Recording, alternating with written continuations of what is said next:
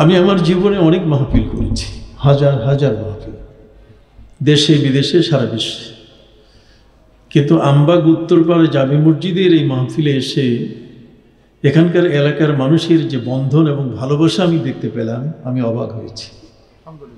এখানে প্রত্যেকের, আমাদের শ্রদ্ধাভাজন সেলিম সাহেব প্রিয় বক্তব্য দিলেন এবং আরও অন্যান্য এখানে যারা বসে আছেন, বিশেষ করে হাফিজউদ্দিন মাস্টার, মেম্বার সাহেব সহ আমি শুরু থেকে নিয়ে পর্যন্ত আমার সাথে যাদের দেখা হয়েছে এবং এখানে এসে যতটুকু উপলব্ধি করলাম, তাতে আমার মনে হয়েছে যে আজকের এই মাহফিল শুধু মাহফিল নয়, বরং এই মাহফিলটি হচ্ছে আমাদের নিজেদের মধ্যে মনে হয় আপনজনের একটি মিলন মেলা।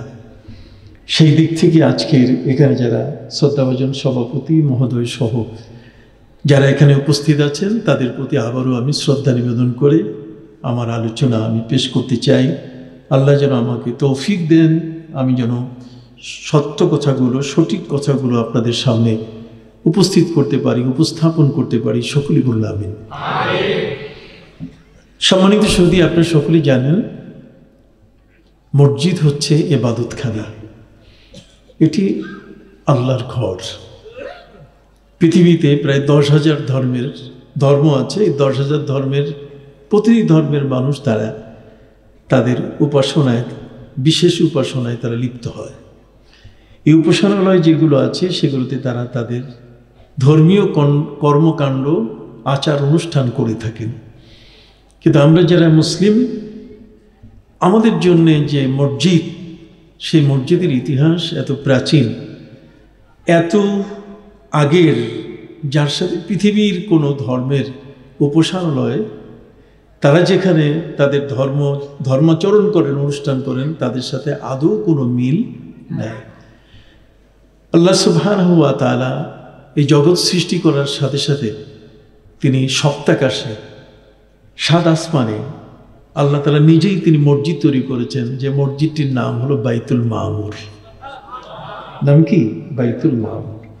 এবং সেই বাইতুল মামুর এটি কোনো কথিকা নয়, কোনো ব্যক্তির মুখের বাণী নয়, অথবা কারো আবিষ্কৃত কথা নয়, বরং পবিত্র কোরআন মজিদের সূরা ওয়াত-তুরের মধ্যে আল্লাহ বলছেন, ওয়াত-তুর ওয়া কিতাবিম মাসতুর ফি রাক্কিম মানশুর ওয়াল বাইতিল মামুর। বাইতুল মামুর হচ্ছে আল্লাহর পক্ষ থেকে আল্লাহ নিজে যে তার ইচ্ছা দিয়ে, ইজা আরাদা শাইয়ান আন ইয়াকুলা লাহু কুন ফায়াকুন, তিনি হুকুম করার সাথে সাথে সাত আসমান সাত জমিন যেমন তৈরি হয়েছে, পাশাপাশি তিনি ইবাদতের ঘর হিসাবে আল্লাহর সৃষ্টি মাখলুক ফিরিস্তা তারা যেন ইবাদত করে, তাদের ইবাদতের জন্য তিনি প্রথম যে ঘর তিনি তৈরি করেছেন সেটির নাম হলো বাইতুল মামুর।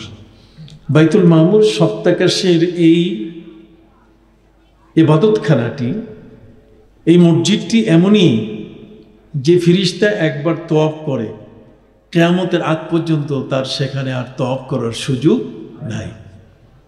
বাইসিরিয়াল যত ফিরিস্তা আছে, প্রত্যেক ফিরিস্তা বাইতুল মামুরে তারা তওয়াফ করেন। এই জন্য ফিরিস্তাদের কিবলা হলো বাইতুল মামুর। ফিরিস্তাদের কিবলা কি? বাইতুল মামুর। ঠিক অনুরূপভাবে কিছু ফিরিস্তা এমন আছে যাদের কিবলা হলো আল্লাহর আরশ। সবার কিবলা কিন্তু একরকম নয়। যেমন পবিত্র কোরআন মজিদে আল্লাহ বলছেন, ওয়া তারাল মালাইকাতা হাফিনা মিন হাওলিল আরশ ইউসাব্বিহুনা বিহামদি রাব্বিহিম ওয়া কুদিয়া বাইনাহুম বিল হক ওয়া কিলা আলহামদুলিল্লাহি রাব্বিল আলামিন। আল্লাহর আরশ বহনকারী যে ফিরিস্তারা, তাদের কারো পায়ে জুতা নাই, তারা খালি পায়ের, জুতাবিহীন অবস্থায় আল্লাহর কিছু ফিরিস্তা, যাদেরকে আল্লাহ তাআলা তার আরশটাকে কাঁধে নিয়ে বহন করার জন্য, ধরে রাখার জন্য নির্দেশ দিয়েছেন। প্রিয় নবী সাল্লাল্লাহু আলাইহি ওয়াসাল্লামকে আল্লাহ বলছেন, ওয়া তারাল মালাইকাতা, আপনি ফিরিস্তাদের দেখতে পাবেন, হাফিনা, খালি পায়ে। হাফিনা মানে কি? খালি পায়ে। মিন হাউলিল আরশ, আরশের চতুর্দিকে তারা আছেন এবং আল্লাহর আরশ তারা তওয়াফ করছেন। আল্লাহর আরশের এই খুঁটিগুলো তাদের কাঁধে নিয়ে তারা দাঁড়িয়ে আছেন। অতএব ওই সকল ফিরিস্তার কেবলা হলো আরশ। কথা বুঝতে পারছেন? আর সপ্তাকাশের বাইতুল মামুর এটি হচ্ছে সাধারণ ফিরিস্তাদের কি কেবলা। কথা বুঝতে পারছেন? সম্মানিত সুধী, আল্লাহ সুবহানাহু ওয়া তাআলা এই সপ্তাকাশের যে বাইতুল মামুর, সেখানে একজন নবীকে সবসময় তিনি রেখে দিয়েছেন। একজন নবী সবসময় এই ঘরখানার পাশে বসে আছেন, আর তিনি হলেন এই মুসলিম মিল্লাতের পিতা, মুসলিম জাতির পিতা হযরতে নবী ইব্রাহিম আলাইহিস সালাম। তিনি সপ্তাকাশে বাইতুল মামুরের পাশে সেখানে হেলান দিয়ে তিনি বসে আছেন। তার যে কাজ, তার যে দায়িত্ব, সে দায়িত্বটি হলো যে আল্লাহ পাক রব্বুল আলামিন এই পৃথিবীতে যত শিশু অবস্থায় মারা যায়, যে শিশুগুলো শিশু অবস্থায় কি মারা যায়, অথবা যে শিশুগুলো মায়ের গর্ভে 4 মাসের বেশি বয়স হয়েছে। আপনি জানেন, মায়ের গর্ভে যে শিশু জন্মগ্রহণ করে, সেই শিশুটির 4 মাসের মাথায় তার রূহ আল্লাহর পক্ষ থেকে দেওয়া হয়। কে এই রূহ ধারণকারী গর্ভস্থ শিশু, রূহ ধারণকারী গর্ভস্থ শিশু, অনেক সময় দেখা যায় যে শিশুটি পৃথিবীতে আর আসার সুযোগ থাকে না। মায়ের গর্ভে 6 মাস বয়সে, অথবা 7 মাস বয়সে, অথবা 8 মাস বয়সে, অথবা 9 মাস প্রসব করার আগেই, পৃথিবীতে আসার আগেই সেই শিশুটি মায়ের গর্ভে মারা যায়। এখন এমন একজন শিশু, যে শিশুটি মায়ের গর্ভে 7 মাস অবস্থায় থাকার পরে মারা গেছে, সেই শিশুটি যদি জন্ম নেয়, তার জানাজা পড়তে হবে কি না? শরিয়তের একটি মাসলা আছে। আপনারা কি আমার কথাগুলো শুনতেছেন? যারা দাঁড়ানো আছেন, যদি দয়া করে একটু বসেন, আমি খুব খুশি হব।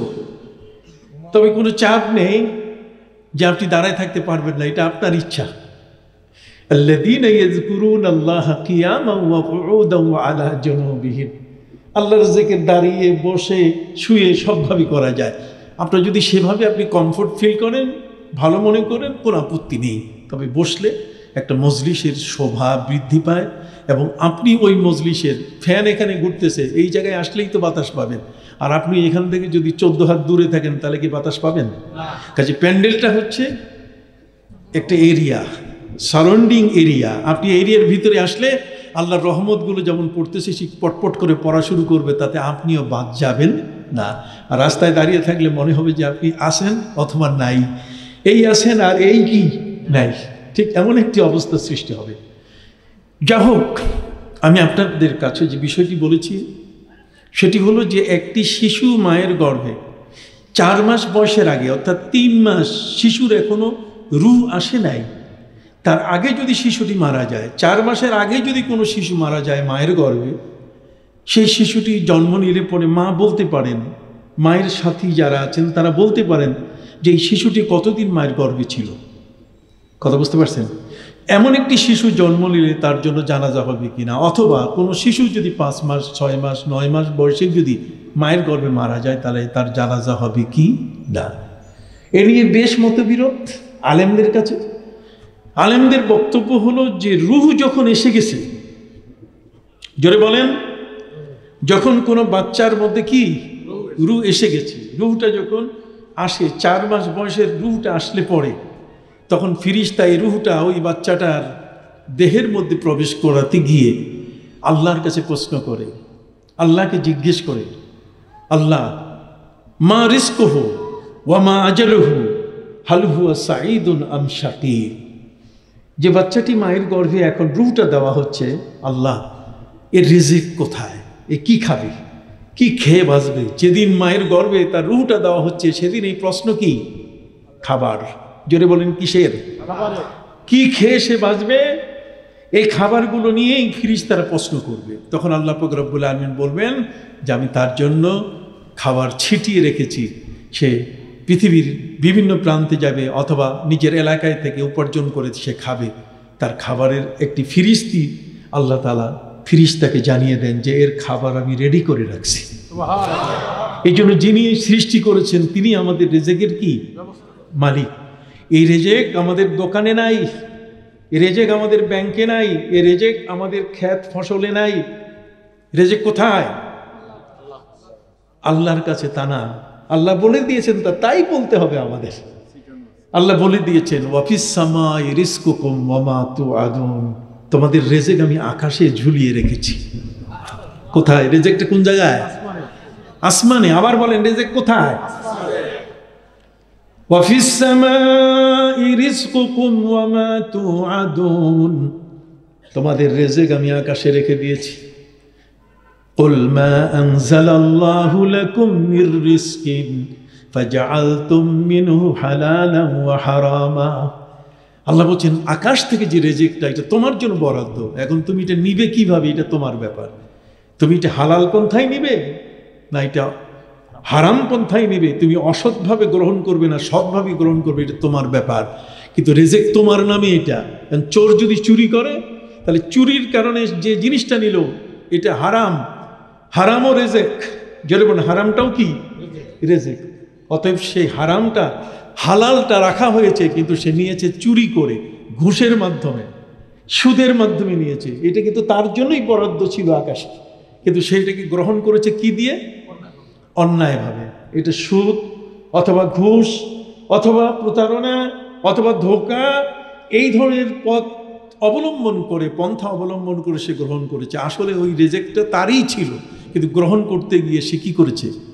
অসৎ পথ অবলম্বন করেছে। আপনি কি ক্লিয়ার বুঝতে পারছেন? তার রেজেক কিন্তু আমার আল্লাহ রেডি করে রেখে দিয়েছেন। আর সেই রেজেকের যে পূর্ণ ব্যাখ্যা ফিরিস্তারা, আমার মায়ের গর্ভে যেদিন আমার বয়স হয়েছিল কত? 4 মাস, সেদিন ফিরিস্তারা জিজ্ঞেস করছেন আল্লাহকে, মা রিজকুহু ওয়া মা আজালুহু।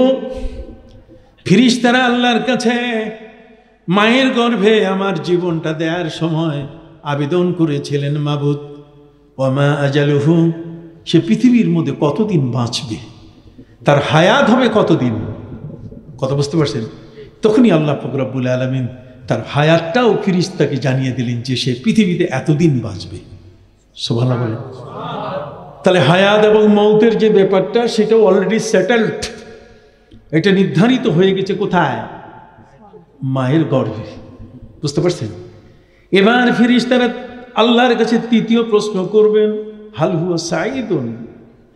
চতুর্থ প্রশ্ন, আম শাকিয়ুন, সে ভালো হয়ে জীবনযাপন করবে না মন্দভাবে জীবনযাপন করবে? সে কি দরবেশ হবে, নামাজি হবে, আল্লাহওয়ালা হবে, দিনদার হবে, পরেশগার হবে, না চোর হবে, না ডাকাত হবে, না সন্ত্রাসী হবে?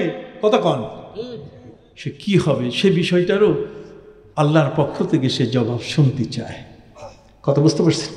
তাহলে এতগুলো ঘটনা মায়ের গর্ভে 4 মাসের একটা শিশুকে নিয়ে ফিরিস্তারা আল্লাহর কাছে করছেন।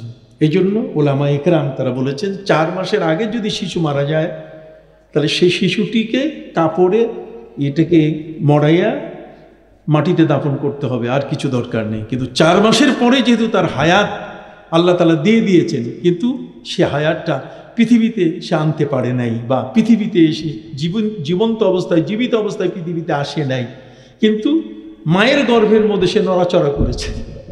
মনে থাকবে তো? মায়ের গর্ভে সে কি করেছে? নড়াচড়া করেছে। মায়ের গর্ভে তার নড়াচড়া, এই অবস্থাটা কিন্তু সে পৃথিবীতে ওই অবস্থায় আসতে পারে নাই। এই জন্য বলেছেন যে এই শিশুর জানাজা হবে না, তবে তাকে দাফন করে তার মা বাবার জন্য দোয়া করতে হবে।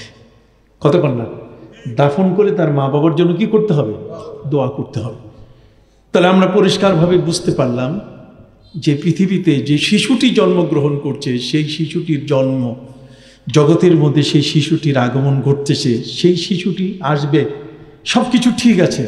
কিন্তু মায়ের গর্ভে যে শিশুটি 4 মাসের সময় রূহ পেল, তার জন্য একটি বরাদ্দ রূহ তার দেহের মধ্যে প্রবেশ করেছে, কিন্তু পৃথিবীতে সেই রূহটা নিয়ে সে জীবিত জন্ম নেয়।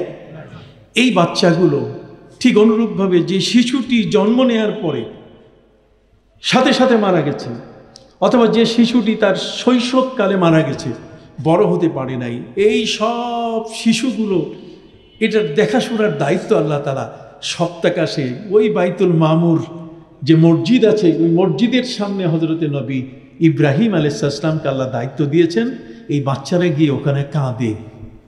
কি করে? সবাই একটু মুখ খুলে কথা বলেন। বাচ্চারা সেখানে মুখ খুলে কি কাঁদে? কাঁদে তাদের মায়ের জন্য কাঁদে, তাদের বাবার জন্য কাঁদে, যে আল্লাহ, মায়ের পাশে থাকতে পারলাম না, বাবার ঘরে বড় হতে পারলাম না।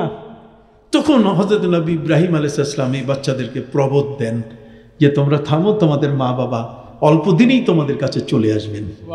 এবং এই শিশু, যেই শিশুটিকে মা গর্ভে ধারণ করেছেন, 4 মাসের সময়ে অথবা তার পরবর্তী সময়গুলোতে এই শিশুটি রূহ তার ভিতরে ছিল, জন্মের আগে শিশুটি মৃত পৃথিবীতে এসছে, অথবা জন্মের পরে সেই শিশুটি মারা গেছে, পবিত্র কোরআন মজিদে আল্লাহ তাআলা বলছেন এই শিশুটির একটি কাজ আল্লাহ দিয়ে রেখেছেন, যেই কাজটি হচ্ছে সবচেয়ে চমৎকার।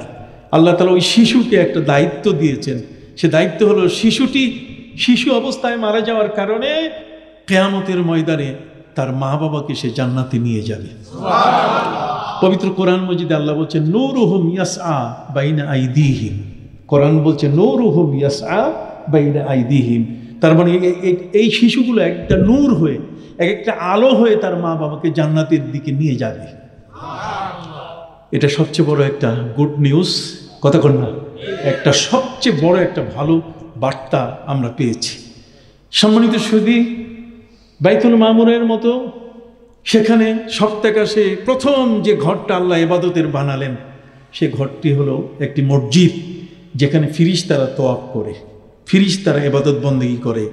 আজকে উত্তরপাড়া জামে মসজিদের, আমবাগ উত্তরপাড়া জামে মসজিদের উদ্যোগে আজকের এই যে বিশাল আয়োজন, আমার আলোচনার প্রারম্ভে আপনাদেরকে আমি বলতে চাই, আপনি যে মসজিদের কথা বলছেন, 20টি মসজিদের মধ্যে এটি চতুর্থ একটি মসজিদ, যেটা আমাদের সেলিম সাহেব তিনি বললেন সবাইকে সামনে রেখে। এই মসজিদগুলো, এগুলো আল্লাহর ঘর। বলুন, এগুলো কি আল্লাহর ঘর? আপনি কি জানেন যে এই মসজিদগুলো কিয়ামতের ময়দানে, এগুলোতে কিয়ামত হবে না, বেশ কিছু জিনিসের উপরে কিয়ামত হবে না। কতগুলো জিনিসের উপরে কিয়ামত যদি হয় তাহলে কিছুই থাকবে না। যেমন মানুষের আমলনামা, মানুষের যে নেক আমল এবং বদ আমল, এগুলোর উপরে কিয়ামত হবে না, কিয়ামত এটাতে এফেক্ট হবে না। কথা বুঝতে পারছেন? অনেক সময় সুনামি হয়, ঝড় হয়, কিন্তু বট গাছ পড়ে না। কিছু জিনিস এমন আছে কিয়ামত হয়ে যাবে, কিন্তু কোনো এমন বিষয় আছে যেগুলোর উপরে কিয়ামত এফেক্ট হবে না। তার মধ্যে মানুষের আমল, মানুষ যা ভালো করেছে মন্দ করেছে, এটা নিশ্চিন্ন হবে না, এটা ধ্বংস হবে না, এটা ওইভাবেই থাকবে, কারণ এটার আলোকে তার বিচার হবে। কতক্ষণ না? মালিক ইয়াউমিদ্দিন, মালিক ইয়াউমিদ্দিন। তাহলে যিনি master of the date of the judgement, কি বলেন, ঠিক কিনা? যে বিচার দিবসের যিনি মালিক, তিনি তো বিচার করবেন আমার আমল দিয়ে। লা ইউগাদিরু সাগীরাতান ওয়ালা কাবীরাতান ইল্লা আহসাহা। ছোট আর বড় কোনো গুনাহ বাদ যায় নাই। সম্মানিত সুধী, যিনি বিচারক, তার কাছে আমলনামা যাবে, অতএব নেকি বদি এটা ধ্বংস হবে। ঠিক অনুরূপভাবে কাবা ঘর যেটা আপনি দেখতেছেন, এটা ধ্বংস হবে না। কাবা ঘরের সাথে যে হাজরে আসওয়াদ আছে, কালা পাথরটা, এটা ধ্বংস হবে না। মাকাম ইব্রাহিম ধ্বংস হবে না। নবী করিম সাল্লাল্লাহু আলাইহি ওয়াসাল্লাম বলছেন আল হাজরুল আসওয়াদ ও মাকাম ইব্রাহিম ইয়াকুতাতান মিনাল জান্নাহ। হাজরে আসওয়াদ কালো পাথরটা, আর মাকাম ইব্রাহিম মুসাল্লা আল আবরার যেটাকে বলে নেককার মানুষের সেজদার জায়গা, এই দুটো জান্নাতের ইয়াকুতি পাথর। এটা নীলকান্তমণি, এগুলো হচ্ছে জান্নাতের নীলকান্তমণি, এগুলো ইয়াকুতি পাথর। যখন কিয়ামত হবে তখন আল্লাহ তাআলা এগুলো আকাশে তুলে নেবেন। যেমন কোরআনের যে হরফ আছে, এগুলো কিয়ামতের কারণে এগুলো নষ্ট হবে না, বরং আল্লাহ তাআলা সেই অক্ষরগুলোকে কি তুলে নেবেন, লোহে মাহফুজে এগুলোকে তুলে নেবেন তিনি। অতএব কিয়ামত যখন হবে তখন কাবা ঘর এটি আকাশে আল্লাহর জান্নাতে যখন যাওয়া শুরু করবে, তখন পৃথিবীর যত মসজিদ আছে এই সবগুলো মসজিদ কাবা ঘরের সাথে সঙ্গী হয়ে যাবে, এবং কাবা ঘরের সাথে সাথে ওই মসজিদগুলো একত্রিত হয়ে সমস্ত সেজদাকারীর সেজদার চিহ্নগুলো ধারণ করে আল্লাহর জান্নাতে সব মসজিদ সেখানে উপস্থিত হয়ে যাবে। সুবহানাল্লাহ। সম্মানিত সুধী বন্ধুরা, আমার শুধু আপনাদের জ্ঞাতার্থে বলছি যে আপনারা আজকে যে উদ্যোগে যে কারণে আজকে আপনাদের এই কষ্ট, এই রাত জেগে জেগে আপনারা আজকে কোরআন হাদিসের কথা শুনছেন।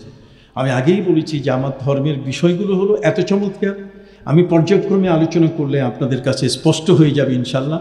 তবে ধৈর্যের প্রয়োজন, ঠিক আছে? আপনারা যদি একটু ধৈর্য ধরেন তাহলে আপনারা সহজে বুঝতে পারবেন। তাহলে প্রথম জগতের মধ্যে, জগৎ সৃষ্টির ওই সময়কালে প্রথম আল্লাহ তাআলা যে কাজটা করেছেন সেটি কি? মসজিদ বানাইছে। বাবা আদম আলাইহিস সালাম তিনি জান্নাতে বসে ফিরিস্তাদের তওয়াব দেখেছেন, ফিরিস্তাদের ইবাদত দেখেছেন। জান্নাত থেকে যখন তাকে পৃথিবীতে পাঠিয়ে দেওয়া হচ্ছে ওই নিষিদ্ধ ফল খাওয়ার কারণে, তখন বাবা আদম আলাইহিস সালামকে আল্লাহ জিজ্ঞেস করছেন যে তোমার কোনো আর্গুমেন্ট, তোমার কোনো আরজি, তোমার নিজস্ব কোনো আবেদন আছে কিনা? বাবা আদম বলছেন যে আল্লাহ, আমি যতটুকু জেনেছি যে জগতে আপনি আমাকে পাঠাচ্ছেন সেই জগৎটাতে কোনো মানুষ নাই, সেই জগৎটা শুধু বন জঙ্গল সবগুলো দিয়ে ভর্তি, কোনো মানুষের বসতি নাই। আল্লাহ, আমি ওখানে গিয়ে একা থাকবো কেমনে? কাজে আপনি এই বাইতুল মামুরের সোজা ঠিক ওর নিচে এরকম একটা ঘর আপনি বানায় দেন। আমি আর কি করব? এখান থেকে যখন আপনি আমাকে বের করে দিচ্ছেন তখন আমি পৃথিবীতে গিয়ে যেন অন্তত ওই ঘরটার কাছে আমি তওয়াফ করতে পারি, ওখানে গিয়ে যেন আমি ইবাদত করে করে নিজের মনটাকে, অর্থাৎ দুধের স্বাদ ঘোলে মিটায়। কথা বলেন না? দুধের স্বাদ কি ঘোলে মিটায়। যেই বাইতুল মামুরে ফিরিস্তাদের তওয়াফ দেখে আমি অভিভূত হয়েছি। তওয়াফ কি চমৎকার! হাজিরা যখন তাদের সাদা দুপ্রস্থ কাপড় পরিধান করে কাবা ঘরের চতুর্দিকে প্রদক্ষিণ করেন, তওয়াফ মানে প্রদক্ষিণ করা, ঘূর্ণয়মান, ঘুরেন যখন, তখন যে একটা সিনারি, তখন যে একটা রূপ, তখন যে একটা তার রূপ ধারণ হয়, সেটা দেখে মনে হচ্ছে যে আল্লাহকে খুঁজে বেড়াচ্ছে কিছু তার পাগল বান্দা, শুধু চক্কর দিচ্ছে। কথা বুঝতে পারছেন? সম্মানিত সুধী, কাবা ঘর, হযরতে বাবা আদম আলাইহিস সালাম আল্লাহর কাছে আবেদন করলেন, মাবুদ, আপনি পৃথিবীর জমিনে ঠিক বাইতুল মামুরের সোজা নিচে একখানা ঘর দেন। আল্লাহ পাক রব্বুল আলামিন বললেন, শোনো, তোমাকে সেই ঘরখানা দিতে গেলে আমার ফিরিস্তাকে নির্দেশ দিতে হবে। আল্লাহ তাআলা ফিরিস্তাদের নির্দেশ দিয়ে দিলেন, যাও তোমরা ঘর বানাও। এই জমিনের মধ্যে প্রথম ঘর বানালেন কারা? ফিরিস্তারা। সুবহানাল্লাহ বলেন। ফিরিস্তাদের মাধ্যমে তিনি কাবা ঘরের ফাউন্ডেশন দিলেন। এই কাবা ঘর তৈরি হয়ে গেল। সেই কাবা ঘরে বাবা আদম আলাইহিস সালাম এসে তিনি ইবাদত বন্দেগী শুরু করে দিলেন। সুবহানাল্লাহ বলেন। কাবা ঘরের এই ইবাদত বন্দেগীতে তিনি প্রায় 55 বার এই কাবা ঘরে শ্রীলঙ্কা থেকে, সিংহল থেকে, শ্রীলঙ্কা থেকে তিনি সেখানে যেতেন।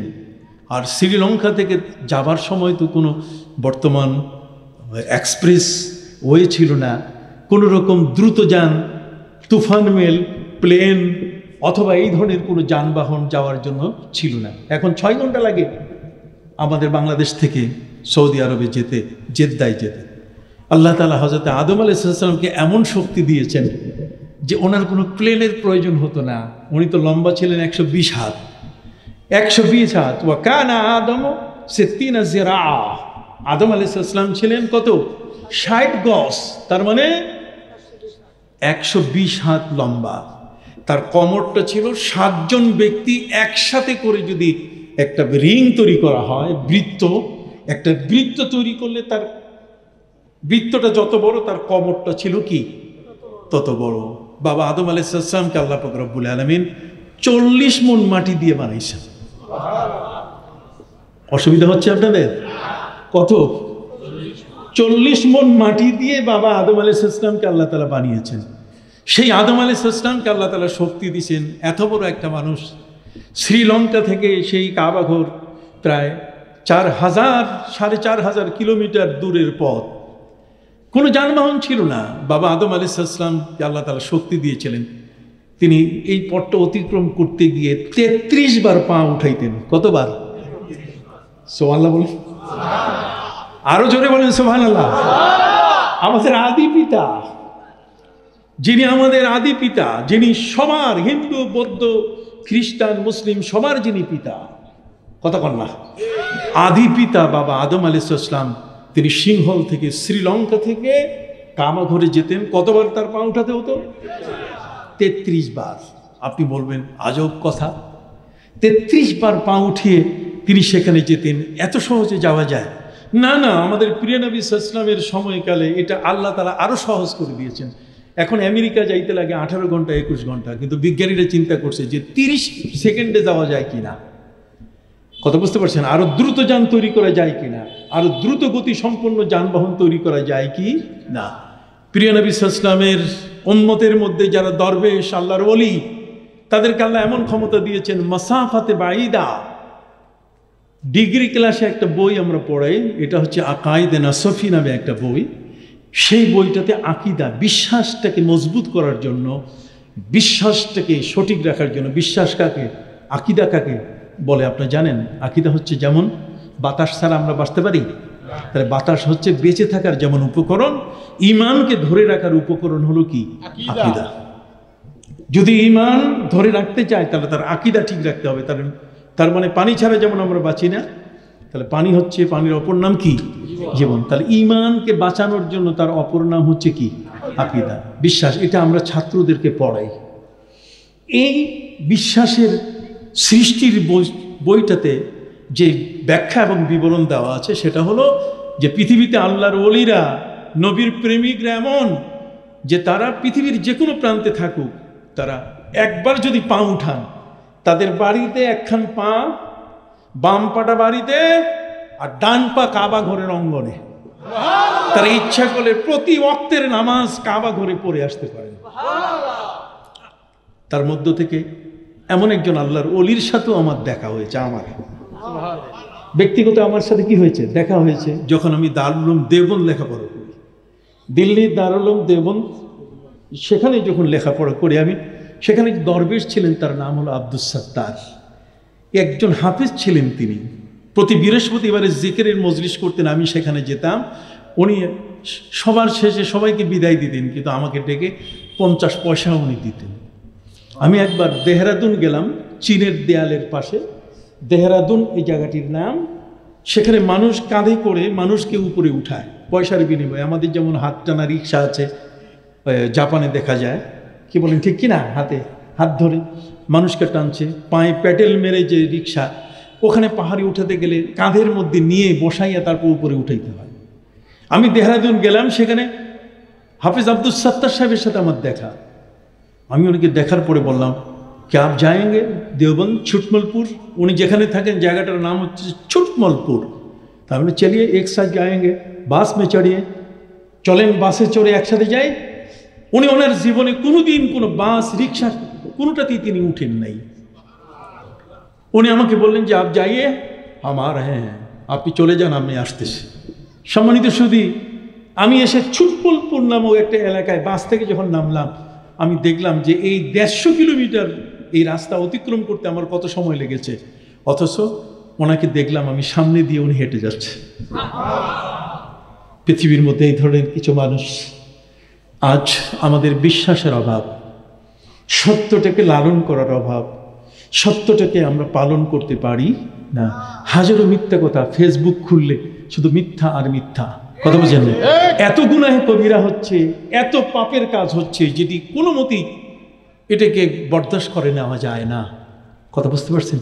মানুষগুলো মনে হয় মিথ্যার এক জগতে আমরা বাস করছি, প্রতারণা, ধোঁকা, মানুষের প্রতি অত্যাচার, অবিচার, অনাচার, কথা বুঝতে পারছেন? মানুষের স্বাধীনতাকে হরণ করা, মানুষের ব্যক্তিত্ব, মানুষের জীবনকে বিপন্ন করার, এই ধরনের মানসিকতা নিয়ে আমরা আজকের পৃথিবীতে বাস করছি। কথা বুঝতে পারছেন? এই জন্য আমি আমার ভাইদের খেদমতে আরজ করতে চাই,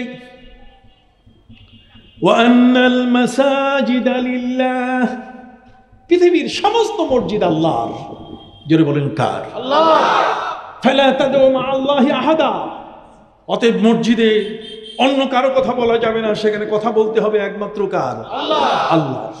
আল্লাহর ছাড়া অন্য কোনো ব্যক্তি স্বার্থের কোনো বক্তব্য সেখানে দেওয়া যাবে না। আমরা দেখি কিছু মানুষ জোর গলায় বলে যে না, মসজিদে এটা বলতে হবে, না হলে কোরআন তেলাওয়াত করা যাবে না, অমুক তমুক। কথা বলেন, এই সমস্ত কথা সঠিক নয়।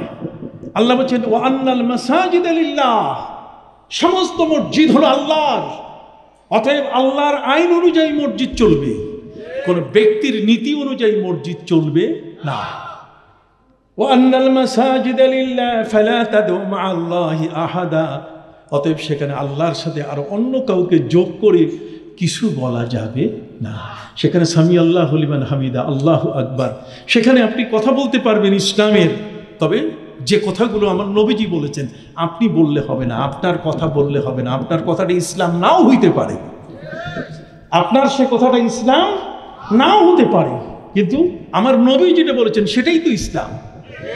নবীজি বলছেন ইন্নাল হাদিসা দীনুন, অতএব ফানজুরু আম্মান তাখুযুনা দীনাকুম, নবীর হাদিস হচ্ছে তোমার দিন, নবীর ধর্মই হচ্ছে তোমাদের ধর্ম। কথা বুঝতে পারছেন? অতএব সেই ধর্মে আপনাকে অনুগমন করতে হবে, সেখানে গিয়ে আপনাকে নবীর কথাগুলি আপনাকে বলতে হবে, আপনার নিজের কথা বানিয়ে বললে চলবে না। অতএব সম্মানিত সুধী, কাবা ঘর ফিরিস্তাদের মাধ্যমে আল্লাহ তাআলা তৈরি করে বললেন ইন্না আউওয়ালা বাইতি উদিয়া লিন-নাসি লাল্লাযী বিবাক্কাতা মুবারাকান ওয়া হুদাল লিল আলামিন। আল্লাহ বলেন পৃথিবীর প্রথম ঘর কাবা। মসজিদের একটা বিশাল শক্তি আছে, মসজিদের মধ্যে একটা পাওয়ার আছে। সুবহানাল্লাহ বলেন। যে জায়গাটা আপনি মসজিদ বানালেন, জানেন আপনি আল্লাহ তাআলা জিবরিল আমিনকে তিনি কতগুলো পাথর হাতে দিয়ে আসমানে, প্রথম আসমান থেকে বললেন যে তুমি ঢিল মারো, এই পৃথিবীর জমিনের মধ্যে ঢিল মারো। জিবরিল আলাইহিস সালাম বলেন আল্লাহ ঢিল মারবো কার উপরে? কোনো মানুষের উপরে? কই মানুষ তো নাই, ঢিল মারবো কিসের উপরে? কয় ঢিল মারবা, তোমাকে আমি দায়িত্ব দিলাম, তোমার এই পাথরগুলো তোমার হাতে দিয়েছি, তুমি যেখানে যেখানে ঢিল মারবে, যে জায়গায় পাথরগুলো পড়বে, সেটাই আমার ওয়াকফ স্টেট, একটা করে মসজিদ সেখানে দাঁড়িয়ে যাবে। কথা বুঝতে পারছি? অতএব আল্লাহর ওয়াকফ স্টেট, এই মসজিদটি আল্লাহর পক্ষ থেকে নির্ধারিত একটি জায়গা। কথা বুঝতে পারছেন? এই নির্ধারিত জায়গাটি, এটি আল্লাহ পাক রব্বুল আলামিন তৈরি করলেন ফিরিস্তাদের মাধ্যমে। বাবা আদমের ইবাদতের জায়গা তৈরি হয়ে গেল। কথা বুঝতে পারছেন? এরপরে এসে হযরতে নবী সুলাইমান আলাইহিস সালামের সময়কালে, সুলাইমান আলাইহিস সালাম তিনি ছিলেন সারা পৃথিবীর বাদশাহ। পৃথিবীর 4 জন বাদশাহ ছিলেন। কয়জন? একটু সবাই বলেন বাবা, কয়জন? সুর দিয়ে বলবো? দরকার নাই, ঠিক না? কথাগুলো বুঝে নিয়ে যান সাথে।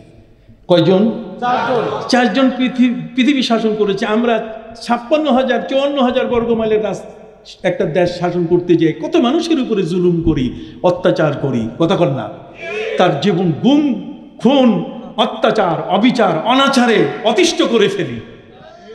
আর পৃথিবীটাকে শাসন করেছেন 4 জন মানুষ। কয়জন? 4 জন। এই 4 জন মানুষের মধ্যে 2 জন হলেন মুসলমান, আর বাকি 2 জন কি? কাফের। কাফেরদের মধ্যে একজন হলো বুখতে নাসার, আরেকজন হলো নমরুদ। নাম কি? নমরুদ। নমরুদ আর বুখতে নাসার, এই 2 কাফের পৃথিবীটাকে অশান্ত করে ফেলেছে। আর পৃথিবীটাতে শাসনের মডেল তৈরি করেছেন 2 জন ব্যক্তি। কয়জন? 2 জন। এই 2 জনের মধ্যে একজন হলেন হযরতে নবী সুলাইমান আলাইহিস সালাম, আরেকজন হলেন হযরতে যুলকারনাইন। নাম কি? যুলকারনাইন। কোরআন বলছে ওয়ায়াসআলুনাকা আন যিলকারনাইন। হে নবী, যদি আপনাকে যুলকারনাইন সম্বন্ধে জিজ্ঞেস করা হয়, আপনি বলেন আমি যুলকারনাইনের ব্যাখ্যা দিচ্ছি। মক্কার কাফেররাও আমার নবী সাল্লাল্লাহু আলাইহি সাল্লামকে প্রথম যখন তিনি ধর্মের দাওয়াত, ধর্মের বিষয় আমন্ত্রণ জানান, তখন কাফেররা বলেছিল যে আপনাকে কিছু টেস্ট করবো আমরা, আপনি এই টেস্টে টিকতে পারলে আপনাকে মানব, না হলে না। নবীজি বলছেন তাহলে প্রশ্ন করো। কথা কর না? আমার নবীজি তিনি কোনো বিশ্ববিদ্যালয়ে পড়েন নাই। পৃথিবীর প্রথম র্যাঙ্কিংয়ে যে বিশ্ববিদ্যালয়টা আছে তার নাম বলতে পারেন? পৃথিবীর প্রথম র্যাঙ্কিং, সিরিয়াল নম্বর 1, যে 1-এর উপরে দাঁড়িয়েছে যে বিশ্ববিদ্যালয়, সেটা হলো আমেরিকার বোস্টনে হার্ভার্ড ইউনিভার্সিটি। এরপরে MIT ইউনিভার্সিটি, আস্তে আস্তে আস্তে আমাদের ঢাকা ইউনিভার্সিটি। কথা বুঝতে পারছেন? এগুলো বহু দূরে, র্যাঙ্কিংয়ে বহু দূরে। জগতের মধ্যে আমার নবী সাল্লাল্লাহু আলাইহি ওয়াসাল্লাম কারো ইউনিভার্সিটি, কোনো শিক্ষকের কাছে তিনি পড়েন নাই। কথা বলেন? আল্লাহ তাআলা আমার নবীকে কোনো শিক্ষকের কাছে পড়ান নাই। অনেকেই মনে করতে পারে যিনি পড়েন নাই তাহলে তিনি কি করে নিজেকে দাবি করতে পারেন আমি শিক্ষিত? নবীজি নিজেকে দাবি করেছেন, ইন্নামা ইন্নামা বুইস্তু মুআল্লিমান, আমি শিক্ষক হয়ে আগমন করেছি। একটি শিশু মায়ের গর্ভ থেকে তিনি পৃথিবীতে আগমন করছেন, আর সেই শিশুটি বড় হওয়ার পরে তিনি পরিচয় দিচ্ছেন যে আমি জন্ম নিয়েছি কি শিক্ষক হিসাবে। আপনি কোথায় বিষয়টা বিবেচনায় নিয়ে আসবেন? যে নবীর উম্মত আমরা, সেই প্রিয় নবী সাল্লাল্লাহু আলাইহি ওয়াসাল্লামের পরিচয় তিনি নিজেই দিচ্ছেন। আপনি যেন তাকে ভুল না বোঝেন, আপনি যেন তাকে নিরক্ষর অথবা তাকে মূর্খ কতক্ষণ না, অথবা তিনি আলিফ বা জিম চিনেন না, উনি অক্ষর চিনেন না, এই ধরনের কোনো বক্তব্য খবরদার তোমরা দিও না। পবিত্র কোরআন মজিদে প্রিয় নবী সাল্লাল্লাহু আলাইহি ওয়াসাল্লামকে নবী হিসেবে ঘোষণা করা হয়েছে, আর সেই নবীর দায়িত্ব হচ্ছে ইউআল্লিমুহুমুল কিতাব ওয়াল হিকমা ওয়া ইউযাক্কিহিম। নবী মানুষকে শিক্ষা দিবেন। যিনি নিজেই শিক্ষিত না তিনি আরেকজনকে শিক্ষা দিতে পারেন? জোরে বলেন। আমি নিজে শিক্ষিত না, আমি কি করে আমি কথা বলবো? কথা বুঝতে পারছেন? খত গুমরাহ কুনাত কেরা রাহবারি কুনি, তুমি নিজে পথভ্রষ্ট, তুমি কাকে পথ দেখাবে? তোমার নিজের পথ তোমার কাছে দেখা নাই। অতএব নবীজি পরিচয় দিলেন ইন্নামা। ইন্নামা একটা শব্দ আছে, আপনাদের যদি কষ্ট না হয় তাহলে একটু বলি, কথা বলে। ইন্নামা, ইন্নামা হচ্ছে কালেমায়ে হাসান। ইন্নামা শব্দের অর্থ হচ্ছে যে এর বাইরে আর কোনো চিন্তা করার সুযোগ। যখন কোনো আরবি ভাষায় ইন্নামা ব্যবহার হবে তখন তার অর্থ হবে যে এর বাইরে কোনো চিন্তাই আনা যাবে না। নবীজি বলছেন ইন্নামা বুইস্তু মুআল্লিমান, আমি একমাত্র শিক্ষক হয়ে জন্ম নিয়েছি, আমার মতো করে কেউ জন্মগ্রহণ করে। আসেন নবীর শিক্ষককে, নিশ্চয়ই যেহেতু তিনি মুআল্লিম বলছেন আমি শিক্ষক, তার শিক্ষক হতে গেলে নিশ্চয়ই তিনি কারো শিক্ষা গ্রহণ করেছেন। সেই শিক্ষকের পরিচয় আমরা নিজেরা বের করতে পারবো না। যিনি নিজের পরিচয় দিচ্ছেন আমি শিক্ষক হয়ে আগমন করেছি, তার কাছে শুনি।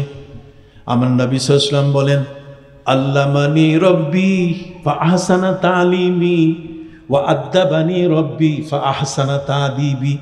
নবীজি বলেন আমার শিক্ষক বলেন আল্লাহ, আর আল্লাহ আমাকে উত্তম রূপে শিক্ষা দিয়েছেন। আমার শিক্ষার মধ্যে ওই সুদ ঘুষের অঙ্ক ছিল না। সুবহানাল্লাহ বলেন। প্রতারণা, প্রবঞ্চনা, ধোঁকা এগুলোর কোনো বিষয় আমার শিক্ষার সাবজেক্ট ছিল না। হাত উঁচু করে বলেন সুবহানাল্লাহ। ভাইরা আমার, প্রিয় নবী সাল্লাল্লাহু আলাইহি সাল্লাম তিনি তার পরিচয় দিয়ে বলছেন আল্লামানি রব্বি, আমার রব আমার আল্লাহ আমাকে শিক্ষা দান করেছেন। ফা আহসানা তালিমি, আমার শিক্ষাকে অতি উত্তম ভাবে তিনি আমার শিক্ষাটা তিনি দান করেছেন। আমার শিক্ষার মধ্যে কোনো ত্রুটি নাই। কতক্ষণ না, যে শিক্ষাটা তিনি দিয়েছেন, আল্লাহ যদি কাউকে শিক্ষা দেয় তাহলে সেই শাগরেদ যিনি, যে শিক্ষকের কাছে আল্লাহর কাছে যদি কেউ পড়ে তাহলে কি কোনো ভুল পড়া যায়? বড্ড করে বলেন সুবহানাল্লাহ। আল্লামানি রব্বি ফা আহসানা তালিমি ওয়া আদ্দাবানি রব্বি ফা আহসানা তাদিবি, আমি উত্তম আদব শিখেছি আল্লাহর কাছে। আমার আদবের শিক্ষককে, আদব বুঝেন? আদব কাকে বলে? আমি বলি, উজু করেন মুনির চাচা, শহীদ ঢালে পানি। উজু করেন মুনির চাচা, শহীদ ঢালে পানি। ওইদা দেখে ছোট্ট ভাইয়া গামছা দিল আনি। কতক্ষণ না, উজু যিনি করছেন তিনি মুনির, একজন ইসলামী নাম, আর তার শব্দ, তার পরিচয় হচ্ছে তিনি আমার আঙ্কেল না, তিনি আমার চাচা। দেখেন ইসলামী সংস্কৃতি, ইসলামী সংস্কৃতি। তৌহিদের হায় এ চির সাবু, ভুলিয়া গিয়াছি সে তকবীর। তকবীর, তৌহিদের হায় এ চির সাবু, ভুলিয়া গিয়াছি সে তকবীর। দুর্গা নামের কাছাকাছি প্রায়, দুর্গায় গিয়া লুটাই শির। ওদের যেমন রামনারায়ণ, মোদের তেমনে মানিক পীর। ওদের দুধ কলার সঙ্গে মিশিয়া গিয়াছে মোদের ক্ষীর। মুসলমান বের করা এখন ডায়াগনস্টিক সেন্টার তৈরি করা দরকার। আসল মুসলমান বাইর করা বড় কঠিন। ধোকাবাজ, প্রতারক, কতক্ষণ না, শুধু লেবাস সর্বস্ব, ইসলাম তার ভিতরে খুঁজে পাওয়া যায় না। কালামুর রাজুলে মিজান ও আকলি, একটা মানুষ কথা বললে তার জ্ঞানের পরিমাপ করা যায়। অতএব সেই কথাগুলো শুনলেই বোঝা যায় যে কতটুকু বাটপার, কতটুকু দুষ্ট দুরাচার। কথা খেয়াল করেছেন? অতএব সম্মানিত সুধী, প্রিয় নবী সাল্লাল্লাহু আলাইহি ওয়াসাল্লাম তিনি বললেন কি চমৎকার কথা, ওয়া'আদ্দাবানি রাব্বি ফাহসানা তা'দীবি, উত্তম আদব শিখেছি আমি কার কাছে? আল্লাহর কাছে। তাহলে আদবের শিক্ষাটাও আল্লাহ দিয়েছেন তাকে, আর পুরোপুরি জ্ঞানের শিক্ষাটাও দিয়েছেন কি? আল্লাহ। অতএব নবীর কি কোনো ভয় আছে? না। আসতে হলো, নবীর কি কোনো ভয় আছে? না। যত জায়গায় ভয় আছে সেই ভয়টা আল্লাহ আগেই কাটাই দিয়েছেন। আকাশের চাঁদ কখনো ছোট হয়, কখনো বড় হয়, কখনো অমাবস্যায় হারিয়ে যায়, আবার কখনো নবচন্দ্র আস্তে করে ওই খেজুর গাছের শুকনো ডালের মতো চিকন হয়ে বের হওয়া শুরু করে। কথা বলে মানুষ যদি নবীকে জিজ্ঞেস করে যে নবী এই চাঁদের পরিবর্তনটা কি, আপনি বলেন তো। আমার আল্লাহ আগেই বলে দিলেন, ওয়ায়াসআলুনাকা আনিল আহিল্লা ওয়ায়াসআলুনাকা আনিল আহিল্লা কুল হিয়া মাওয়াকিতু লিন-নাসি ওয়াল হজ। হে নবী, যদি কেউ আপনাকে প্রশ্ন করে যে ছোট্ট একটা শুকনো খেজুর গাছের ডালের মতো হয়ে আস্তে আস্তে বড় হচ্ছে, এবার একটা পুরা প্লেটের মতো গোল হয়ে একটা চাঁদ সারা বিশ্বকে আলো দিচ্ছে, এ নবী চাঁদ বাড়ে কেন কমে কেন আপনি বলতে পারেন? নবী আপনি বলে দেন যেটা আমি মানব জাতির জন্য চিরস্থায়ী ক্যালেন্ডার বানিয়ে দিয়েছি। এই জন্য আমরা যখন হিসাব করি মুসলমান, তখন আমাদের হিসাবে হচ্ছে শশী শ্রাবণ বর্ষ। একটু কঠিন যাতে না হয়, বুঝতে পারছেন? এটা কি একটু জোরে বলেন না, শশী শ্রাবণ বর্ষ। আমাদের বর্ষটা তো চন্দ্রবর্ষ, চাঁদের হিসাবে বর্ষ। তার কারণ মুসলমানদের চাঁদের হিসাবে তার সকল ইবাদত, মাত্র শুধু নামাজটা ছাড়া, জোহর আসর, কথা বলেন না, এটা ছাড়া, ফজর ছাড়া বাকি যত ইবাদত আছে সবগুলো কিসের সাথে? সবে কদর বলেন, সবে বরাত বলেন, কতক্ষণ না, হজের ইবাদত বলেন, সবগুলো কাজ কার সাথে? চাঁদের সাথে। আমাদের ম্যাক্সিমাম 99% ইবাদত হচ্ছে কার সাথে? সূর্যের সাথে আমাদের সম্পর্ক কম।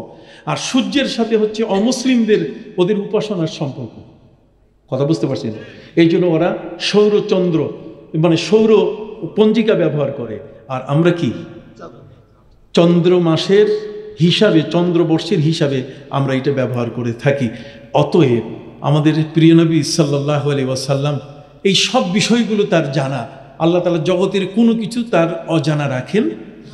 আসেন দেখি নবীকে আল্লাহ কি বিষয় শিক্ষা দিয়েছেন, একটু তার ভাষায় শুনি। প্রিয় নবী সাল্লাল্লাহু আলাইহি সাল্লাম বলেছেন, শোনো, আমার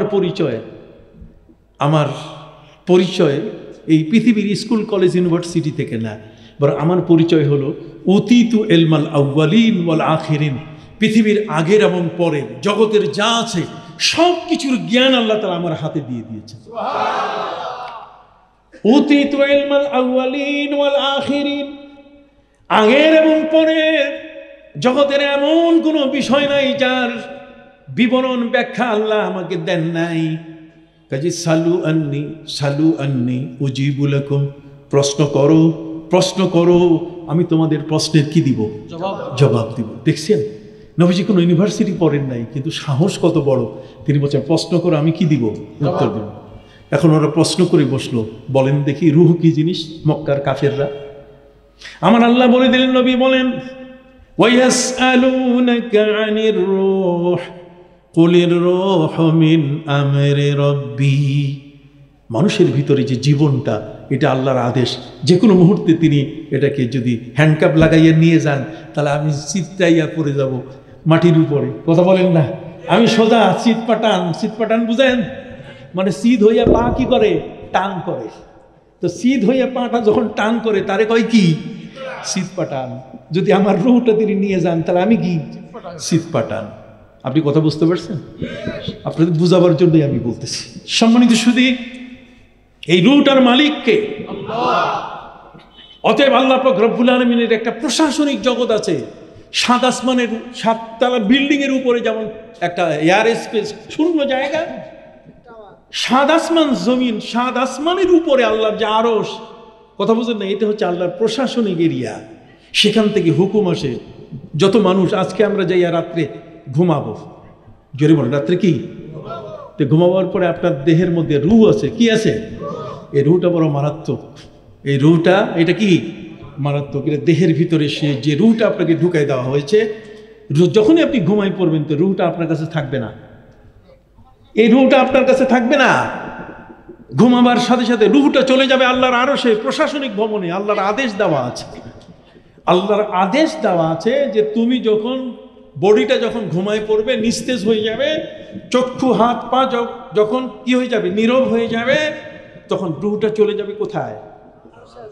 আল্লাহর সেই প্রশাসনিক জগতে।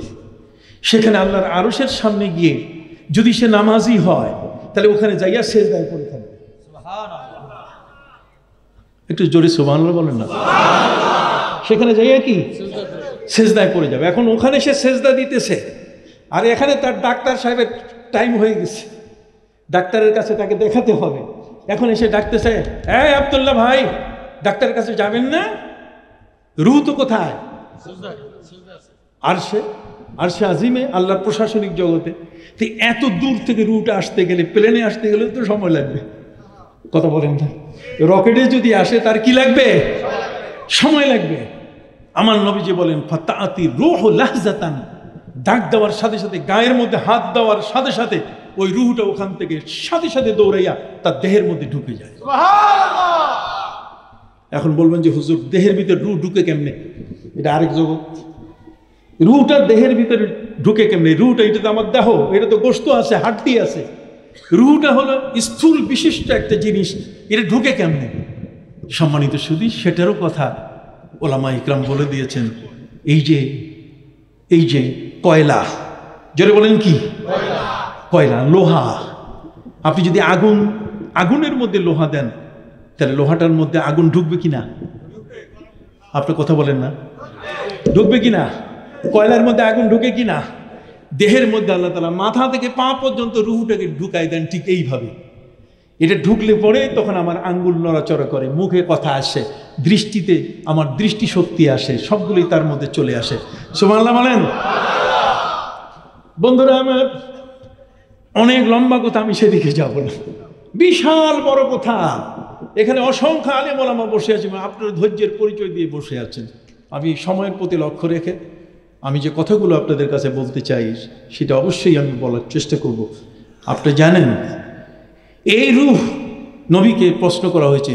আল্লাহ বলছেন, আপনার চিন্তা নেই, আমি তো আপনার শিক্ষক, আমি কইয়ে দিতেছি। সুবহানাল্লাহ বলেন। নবীর আর কোনো ভয় আছে? অতএব আরবের মানুষরা আমাদের নবীকে ঠকাবার জন্য চেষ্টা করেছে। জুলকারনাইনকে নিয়ে প্রশ্ন করেছে যে জুলকারনাইনের উত্তর উনি দিতে পারবেন না। নবীজিকে বলার সাথে সাথে আল্লাহ বলছেন, ওয়ায়াসআলুনাকা আন যিলকারনাইন, যদি জুলকারনাইন সম্বন্ধে আপনাকে প্রশ্ন করে আপনি বলে দেন, আমি অল্প সময়ের মধ্যে তার উত্তর দিয়ে দিচ্ছি। সুবহানাল্লাহ বলেন। পৃথিবী শাসন করেছেন 4 জন ব্যক্তি। কয়জন? 2 জন কাফের আর 2 জন কি?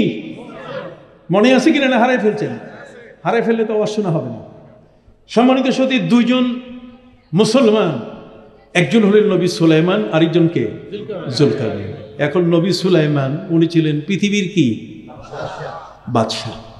পৃথিবীর বাদশাহ, সারা পৃথিবী তিনি শাসন করতেন। আল্লাহ তাআলা তাকে এমন একটা হেলিকপ্টার দিছেন, কতক্ষণ না, যেই হেলিকপ্টারের মধ্যে কোনো পেট্রোল লাগে না, কোনো জ্বালানি লাগে না, কোনো অকটেন লাগে না, কোনো কেরোসিন লাগে না, কিছুই লাগে না।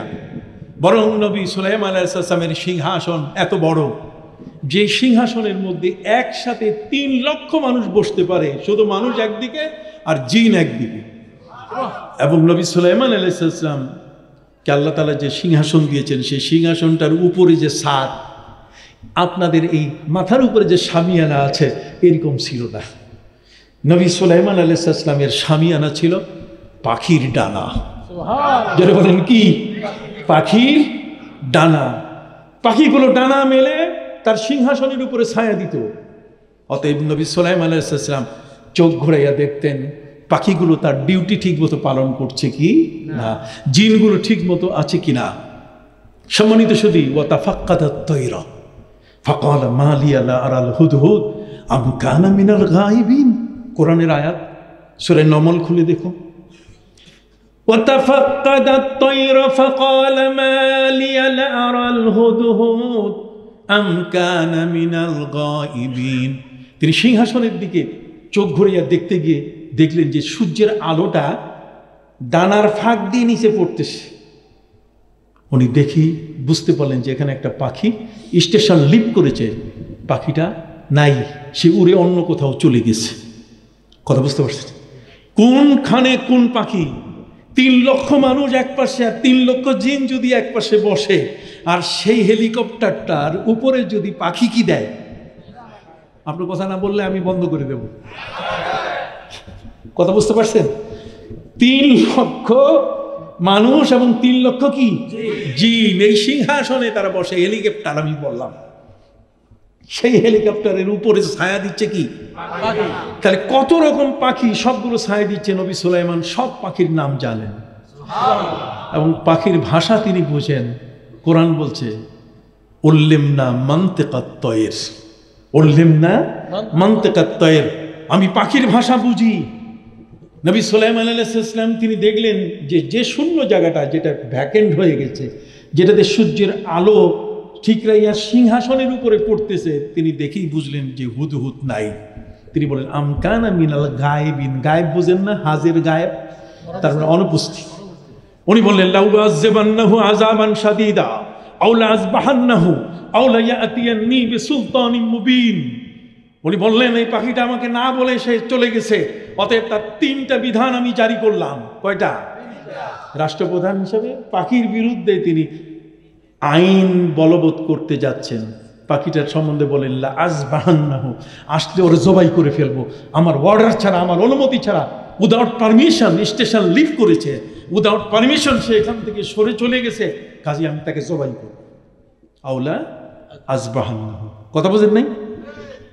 অথবা সে আমার কাছে উপযুক্ত কারণ দিতে পারবে, আর যদি দর্শাইতে না পারে তাহলে আমি তাকে ফায়ার করে দেব চাকরি থেকে, এখান থেকে তাকে সম্পূর্ণ তাড়াই দেব। ফামাকাসা গায়রা বাইদিন, অল্প পরে সেই পাখিটা চলে আসলো। নবী সুলাইমান আলাইহিস সালাম হুদহুদকে জিজ্ঞেস করলেন যে তুমি এখন আমাকে না বলি তুমি কোথায় গেছিলে?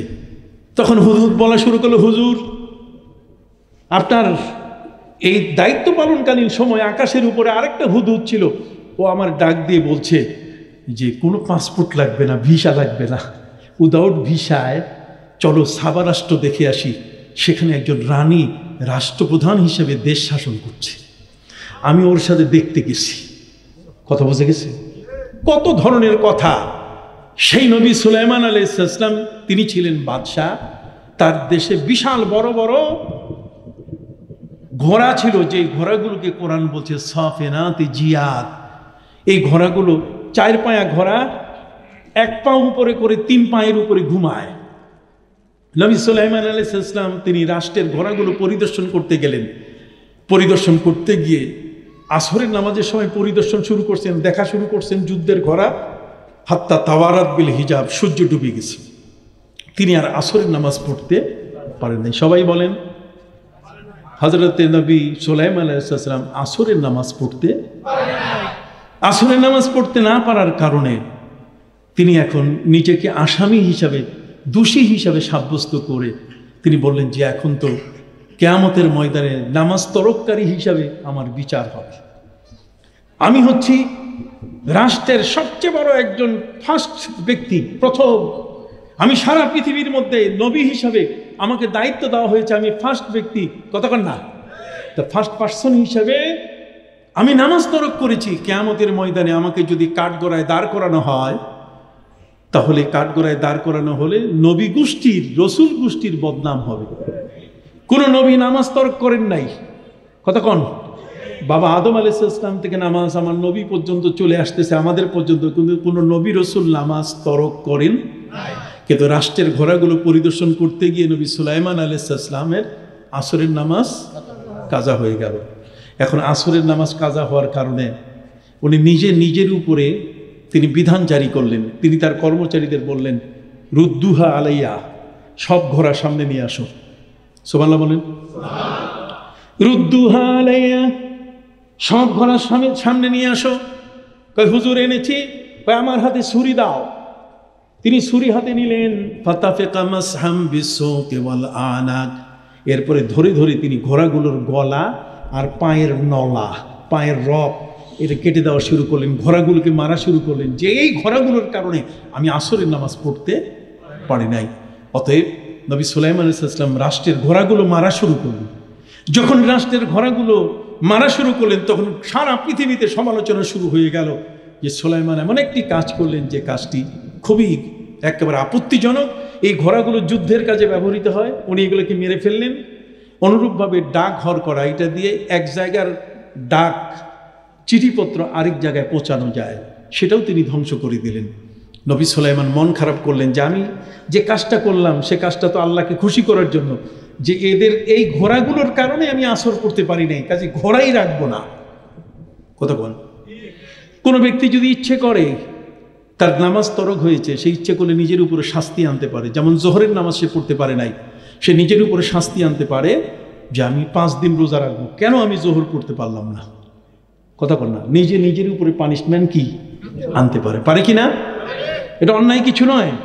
তারপর নিজেকে শাস্তি দিচ্ছে। নবী সুলাইমান আলাইহিস সালাম তিনি আর্ট করলেন, ঘোড়াগুলোকে মেরে আল্লাহর কাছ থেকে তিনি নিজেকে রক্ষা করার চেষ্টা করলেন, কিন্তু সমালোচনার শিকার হলেন সারা পৃথিবীতে। সবাই বলছে যে ঘোড়াগুলোকে তিনি কি করছেন, হত্যা করছেন, দেশের ক্ষতি হয়ে গেল।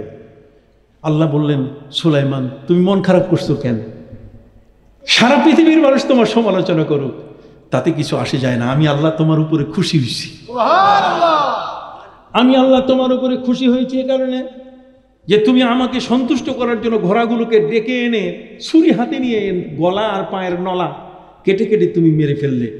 অতএব তুমি এত বড় কাজ করছো আমাকে খুশি করার জন্য, সবাই মিলে তোমার সমালোচনা করছে যে ঘোড়াগুলো মেরে ফেললে।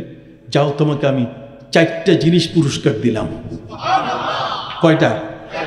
আল্লাহকে যদি বান্দা খুশি করেন, আল্লাহ পাক রব্বুল আলামিন সাথে সাথে ওই বান্দার এই পৃথিবীতেও কোনো সময় তার প্রতিদান দেন এবং তাকে তিনি রক্ষা করার ব্যবস্থা করেন। নবী সুলাইমান তিনি আসামি হয়ে গেছেন নামাজ তরককারী হিসাবে। আবার বলুন কি হিসাবে?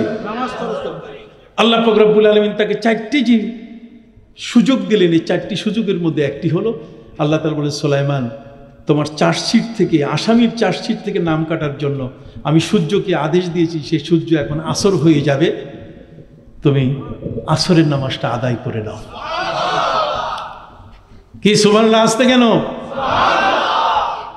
নবী সুলাইমান আলাইহিস সালাম আসর পড়ে নিলেন।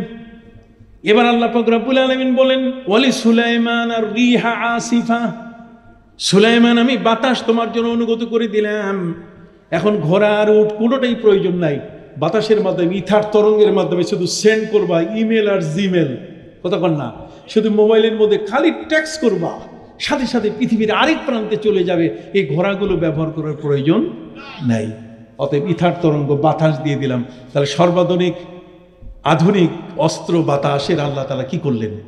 ব্যবস্থা করলেন। কই 3য় নম্বর কি? ওয়াশায়াতিনা কুল্লা বান্নাইউ ওয়া গাওয়াস, আর শয়তান যত জিন আছে সবগুলো সুলাইমান তোমার অধীনে দিয়ে দিলাম।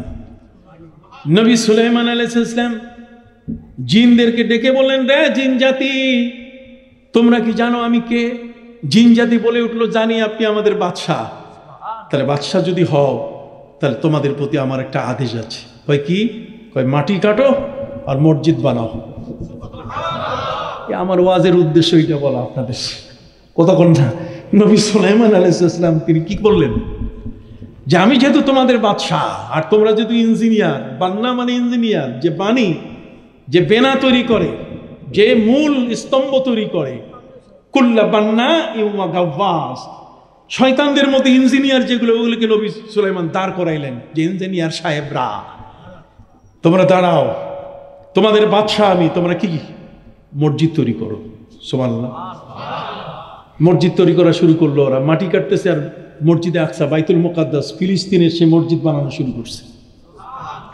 মসজিদ তৈরি হচ্ছে, মসজিদ তৈরি হতে হতে এই মসজিদ হ্যান্ডওভার হবে, এটার সময় এখনো বাকি কাজ আছে, টাইলস লাগানো বাকি আছে, এর ফিনিশিং বাকি আছে, এতে 1 বছর সময় লাগবে। কতদিন?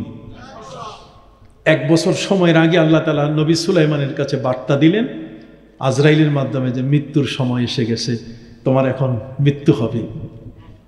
নবী সুলাইমান আলাইহিস সালাম বলেন যে আল্লাহ, আপনি আমাকে মৃত্যু দিবেন, আপনার হুকুম, এটা আমি মানি, কিন্তু মরার পরও আমি একটা ভালো কাজ করতে চাই।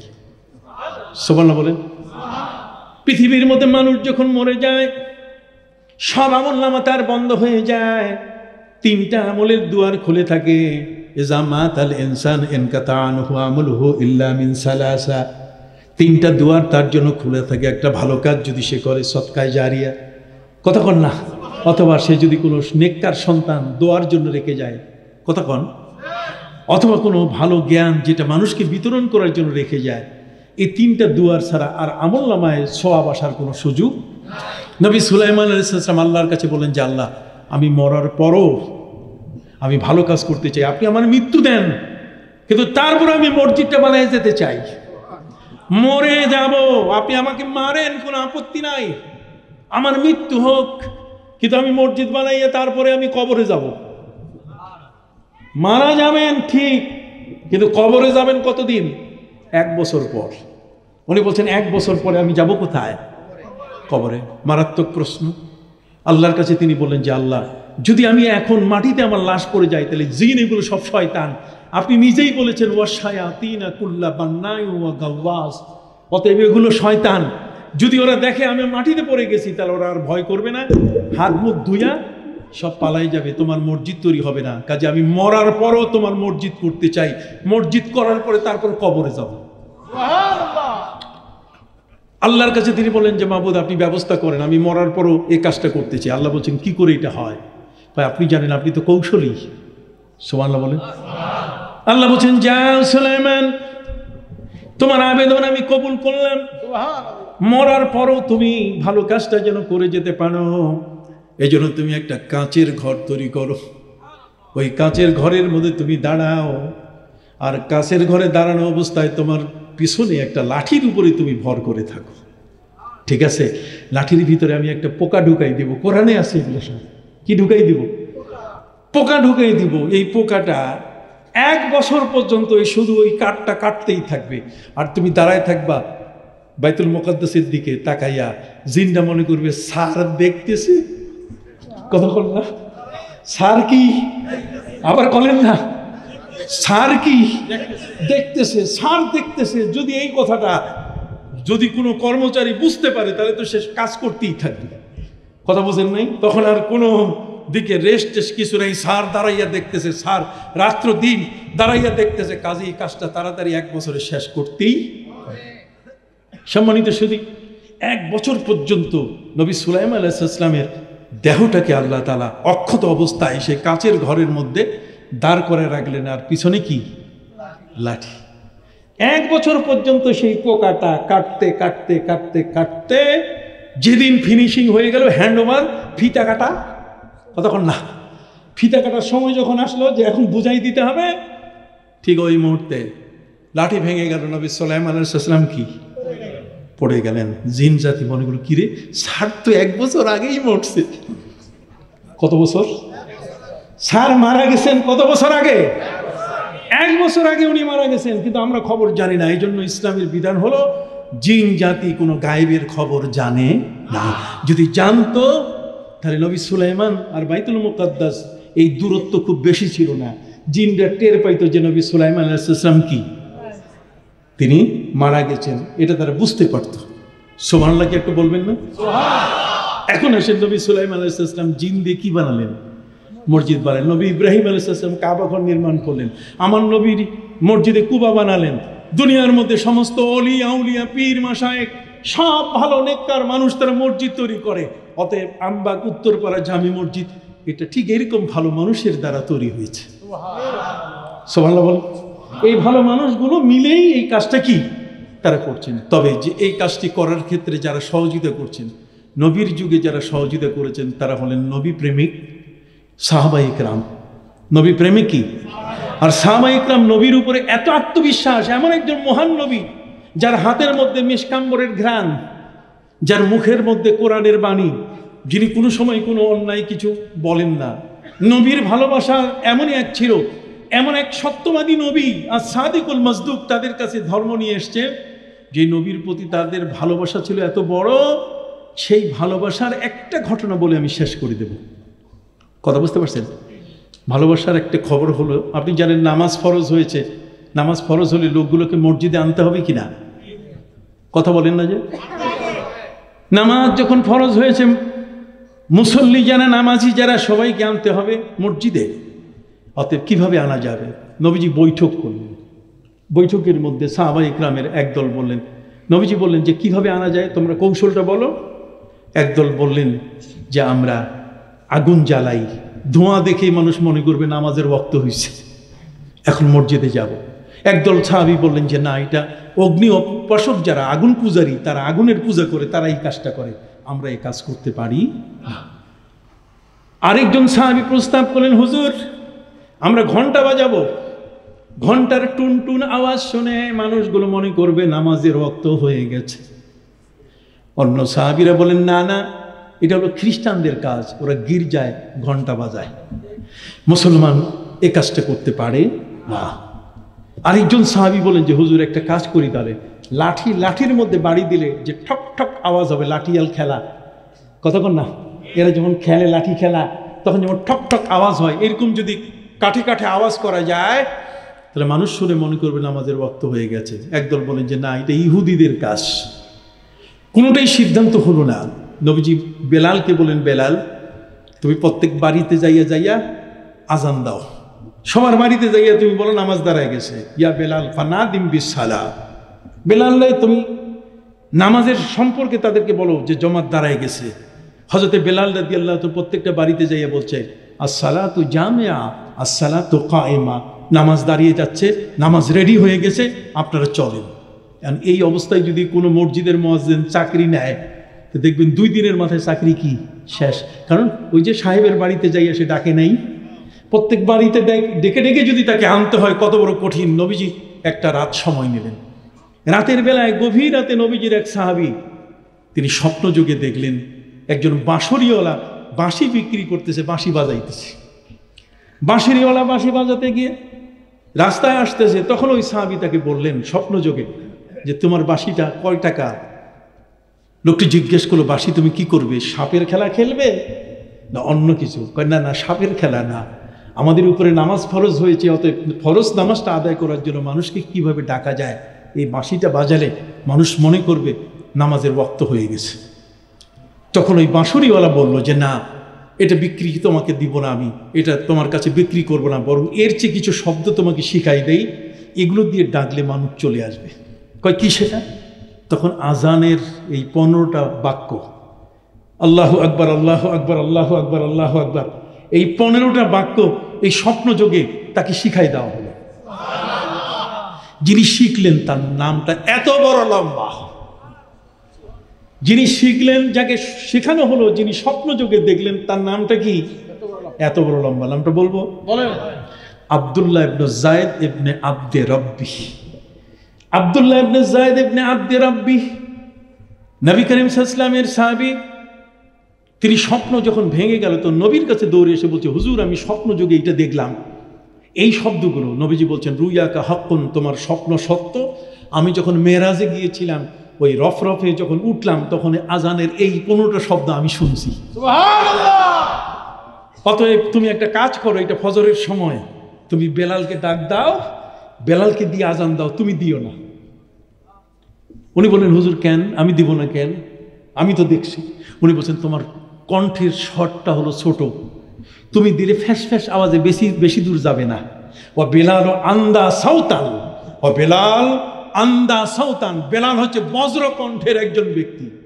অতএব তুমি বেলালকে ফুসফুস করে কও, আর বেলাল বজ্র কণ্ঠে শব্দগুলো বলো।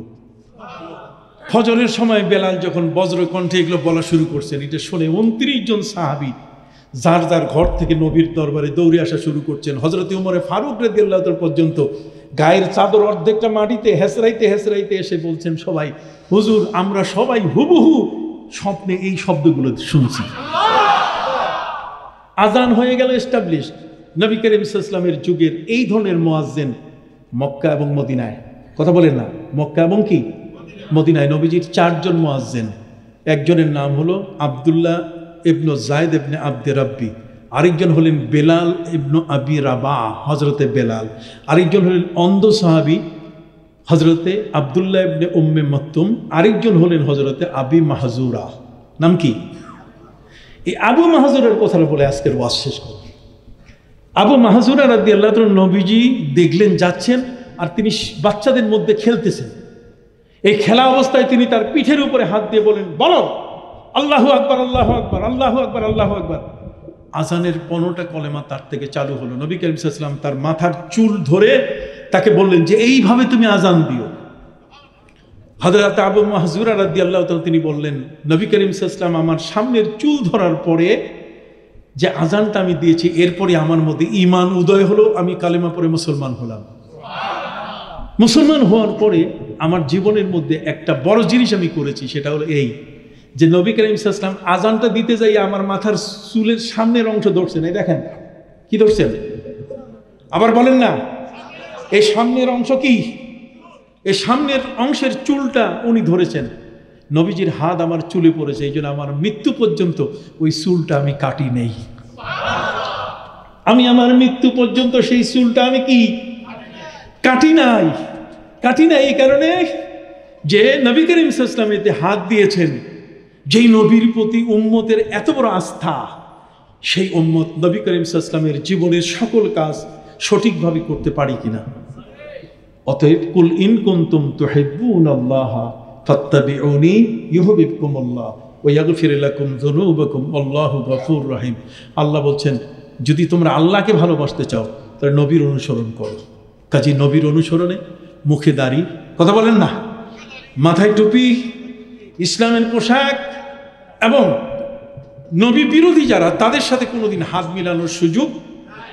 লা তাজিদু কওমান ইউমিনুনা বিল্লাহি ওয়াল ইয়াউমিল আখির ইউআদ্দুনা মান হাদ্দাল্লাহ ওয়া রাসূলাহু ওয়ালাউ কানু আবাহুম আও আবনাহুম আও ইখওয়ানাহুম আও আশীরাতাহুম।